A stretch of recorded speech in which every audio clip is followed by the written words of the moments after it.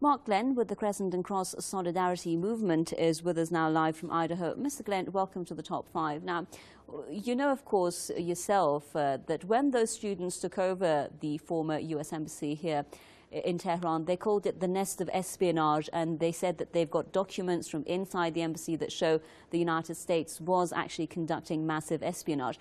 And now with the recent, surveillance scandal in the US, do you think this is becoming more believable, at least to the American public, that what the students were saying about the Iranian embassy, the US embassy in Tehran, was actually quite true?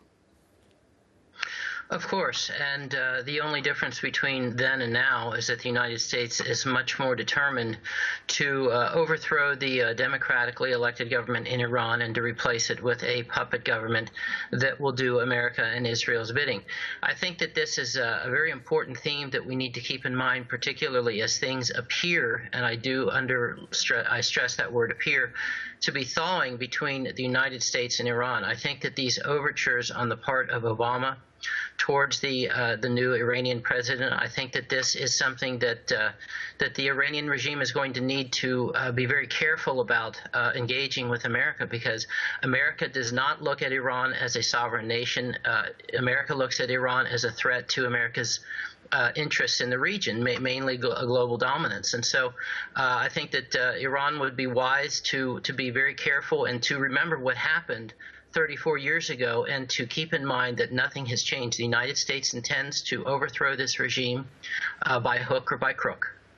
And you do mention the trust factor here. The students that did take over the embassy some 30 years ago, they were referring to the intervention during the term of Mohammad Mossadegh in Iran. They were saying that the United States intervened then, and now, just after a revolution, we're afraid that it's going to intervene again. Do you think that is still then a very existential threat, and it's very real?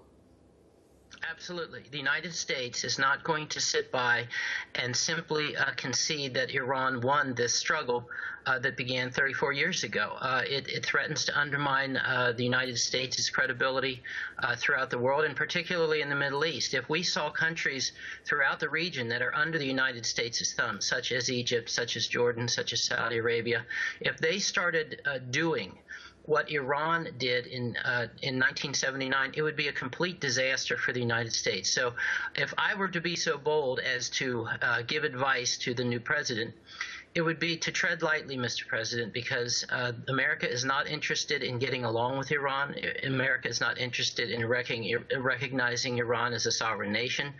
The United States intends to finish what she was unable to achieve back in 1979. Mark Glenn with the Crescent and Cross Solidarity Movement with us there live from Idaho. Thank you very much.